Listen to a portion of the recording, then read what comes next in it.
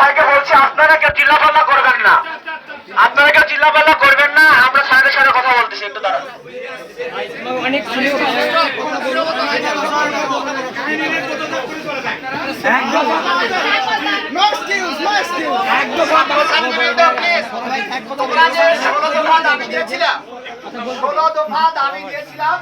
এক এক করে বলতেছি আমাদের প্রিন্সিপাল মহোদয় কি কি ব্যবস্থা নিয়েছে, তোমরা অনেকগুলো